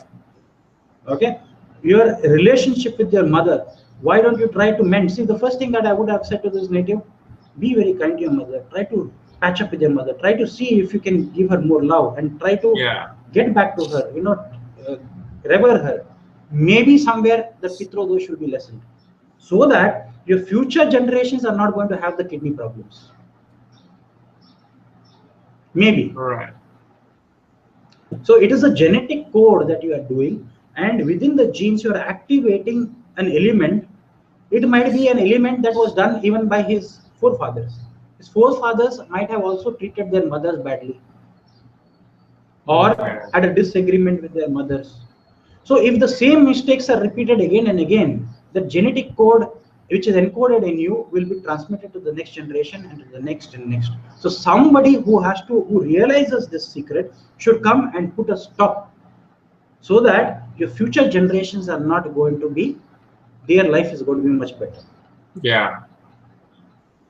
Okay. Okay, so realization, he's an astrologer, but he should realize this.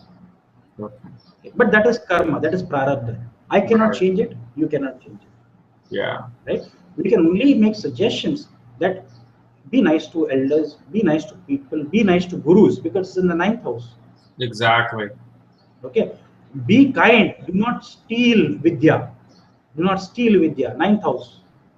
Yeah. Okay, why the Rahu and Ketu during the Samudra Manthan they wanted to get the share. Swarna Bharnu was actually the demon. The Swarna Bharnu's head was called Rahu, and his torso was called as Ketu. Yeah. Okay, so let's go to the next slide.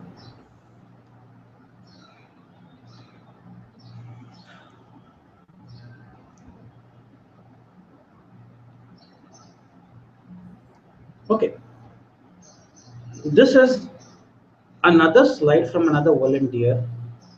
Okay. See, we couldn't get too many charts from Astro Data Bank because nobody talks about all these, because they do not know, that this is. Yeah. So sometimes whenever people come and talk to us, now look at this chart. Moon is sitting in Magha Nakshatra. Okay, in the third pad. Yeah.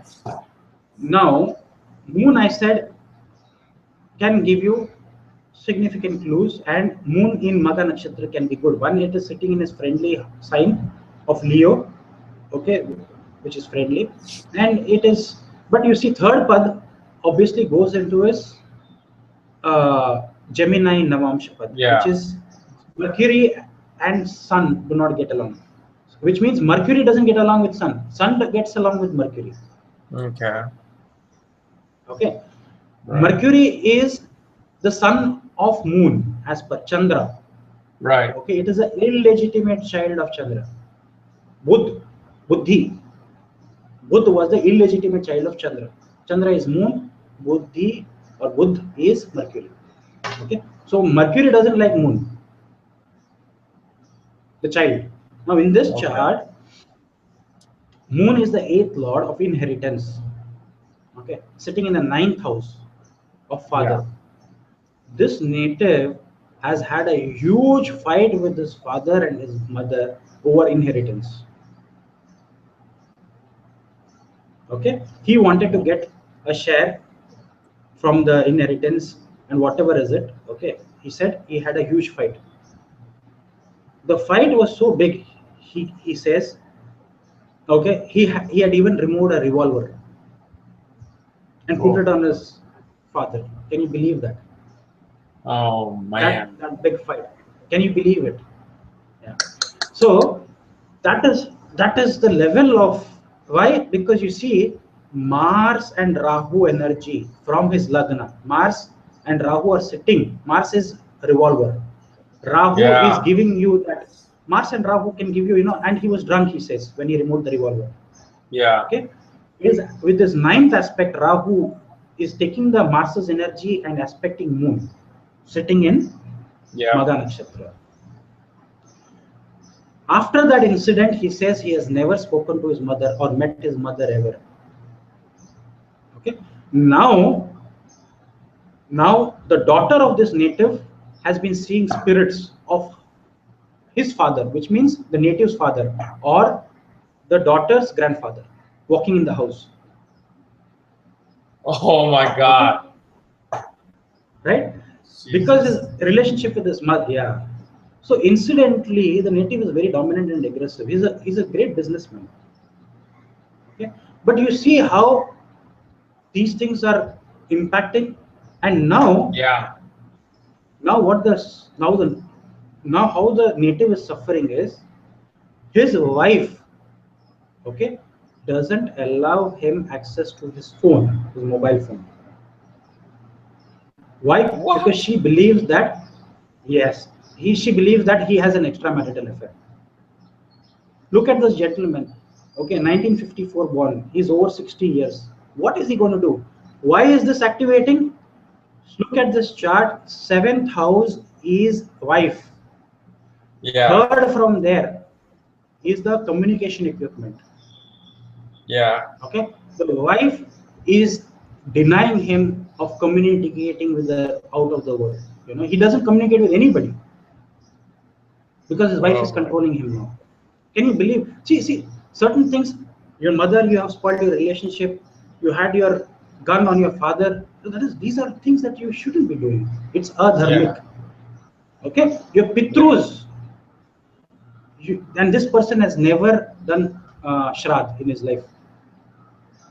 So those karmic tendencies of that lineage is going to transfer for generations. If they do not realize, if they are not being told, you have to rectify it.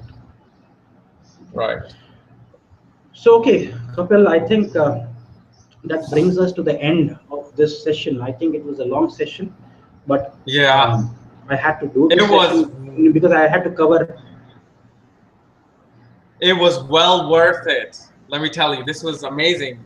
I mean, I'm probably gonna email you for the next Nakshatra class, but this is like the most amazing lesson you can get in astrology. Amazing. Thanks, Kapil. I know sometimes I take too much time to explain the concepts, but these concepts, if you understand, that is when then people will stop coming to you and asking, I have Mars sitting in Magha Nakshatra. Tell me what is going to happen. Now I've given you the fish. I tell my students, I do not want to give you the fish. I want to give you the fishing rod. I give you the fish. I give you the fish. I'll feed you for today. If I give you the fishing rod, I'll feed you for life. Exactly. Nakshatras, I want to give you the fishing rod, not the fish. Exactly. Absolutely. This is what I tell my students, and we started this course, the webinar. I tell all my students, I want all of you to get the fishing rod, and tomorrow you will come back and teach me new concepts of nakshatras. Exactly. Thank you so much, and I am gonna see you very, very soon, Doctor. Thank you so much. Amazing. Thank you. Thank you. Namaste.